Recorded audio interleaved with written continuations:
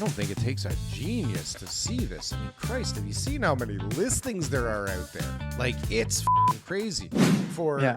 Oh my God, somebody just gave us $5, TK, and I think they're asking us a question in French. Hold on. Do they want us to take off our clothes? Like, what do we do? Think so. I'm pretty sure it's $5 to keep our clothes on. Question: what is the breaking point? Interest rate that would cause mass defaults, in your opinion?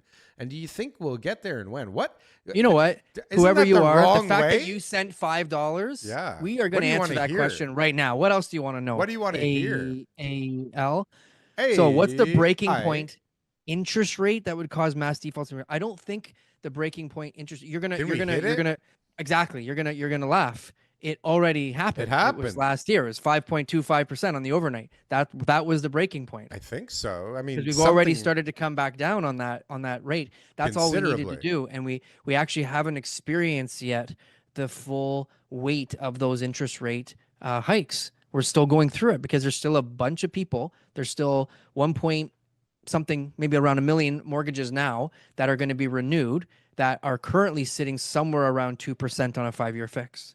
And that they're going to be renewing for 4.5, as of right now. And the increase to their payment is going to be anywhere from, 20+%, depending, because some of them won't be able to go back to A lenders, right? Some of them are going to have some issues requalifying because their situations changed. But even the best case scenarios is still going to be at least a 10-15% increase to their payment, right? They can restructure depending on if they go to variable, if they go to higher amortizations, all that kind of stuff. But you're talking about a significant amount of money that has still not come out of the economy yet. Well, so I think that first part of that question is it already happened. Yeah. And then do you think we'll get there? Clearly. You have no idea what's going on around we'll get there and when? So, Darryl, when do you think we're going to get there? We're there. Listen, we broke, okay? We've been crumbling apart, right, for a while. I feel, and I mean, I don't think it takes a genius to see this. I mean, Christ, have you seen how many listings there are out there? Like, it's fucking crazy. It's one thing to hear 30,500 listings in the GTA. Like, that sounds like a big number, right? But when you look at it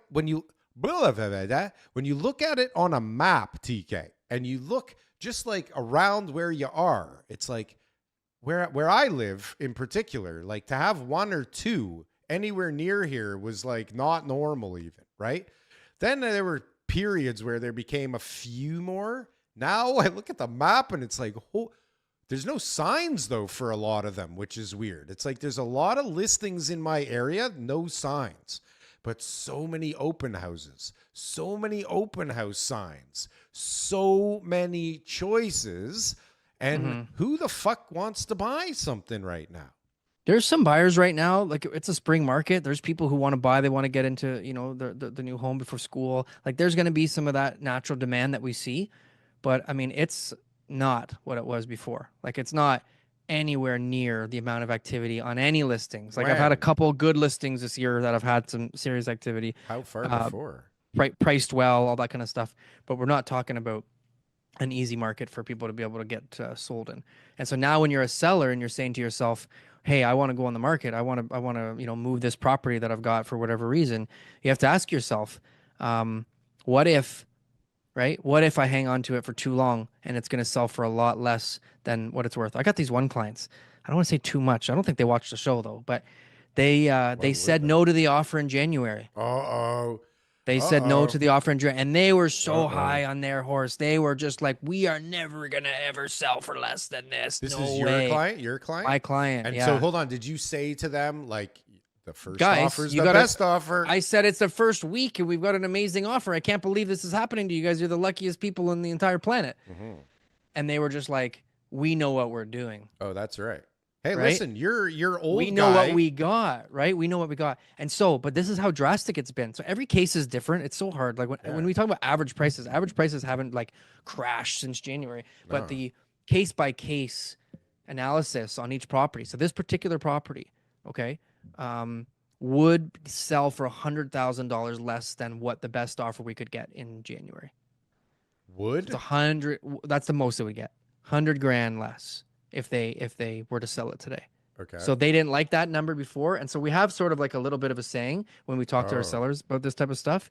And that's, I know right now you don't like this price, but 6 months from now, you're You're going gonna to love love this it. price. Yeah. You are going to think this is the best price you ever heard of. And guess what? It's not going to be there anymore. Not gonna And be that you there. have to be willing to have delayed gratification by, it's going to feel bad. It's going to feel like you sold for less than what you wanted to, but in 6 months from now, you'll be calling me up and thanking me. And I love them. Those calls I'm having with my clients who sold in 23, 24 that I had that conversation with. And at the time they didn't like me very much.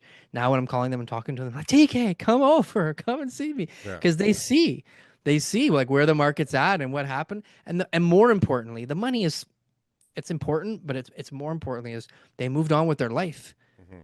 The thing that the reason they were selling for has now come to fruition, and they're actually enjoying themselves because people get caught up in emotion, just like the greedy people at the furniture store are Yeah. caught up in emotion. Sure. They're taking furniture they don't even need. People hang on to properties longer than they should I because came they all don't the want to way lose. from Markham. I came all the way from Markham. Why don't you have my sofa? I came all the way from Markham. I got a guy who wants to put a condo on the market. He bought it like 21 or something like that, and he's gonna lose money. He says, "I'm not losing money." I said, "Keep the condo." Right. So I'm telling you right now, you're going to lose money. Like, I don't know what to say. And he says, well, I've got this and that. So he's got a ground floor terrace. I just listed another ground floor terrace last month. After 3 weeks, no showings, we took it off the market because they wanted a 50,000 premium over the other 2-bed, 2 baths. And they thought that the terrace and the ground floor was going to get it. And the market said, no one even wanted to look at it. So I'm telling him now with this like empirical data and some pretty, solid evidence that he's not going to get 2+10 pricing on a 2-bed, 2-bath just because he's got a terrace and a ground floor unit, right? When do people listen? Honestly, like, is there any time in life where people actually listen? Like, do you ever listen? I know I rarely listen. I got a job going on in my house right now. I got what's it called? Catch basin. And like the amount of work I'm doing at my house, my whole front lawn right now is an excavation pit. My whole front driveway, sorry. Oh, no. I got plumbing. I got a big concrete job. There's so much Where's stuff the going on. Lambo? Where are you parking the Lambo? The Lambo, I can't afford the Lambo anymore because I got to pay for this job. Shit. All right. Yeah. I was planning on buying it. I'm definitely never going to buy it now because this job is going to bankrupt me. Oh, no. And I'm telling you, it's like insane the amount of stuff that I need to, agree to. And I'm just like, okay, they call me. Hey, it's another $300 for this. Okay. It's another $150 for this. Okay. It's another. And I'm just like, God damn okay. it. Yeah. I trust them. They're the best company in the area. I called them specifically because like I went to school with the kids. I know like this is like they're gonna be the most expensive, but they're gonna be the ones who actually do it right and fix whatever's going on down there. And it sucks, but yeah, I do listen. So I don't think I'm like perfect or anything like that. But I think some of my clients listen to me very well. Sometimes. Other clients don't. They're just like, no, I know better. The guy I did, the property I listed this morning, that guy's not gonna listen to me.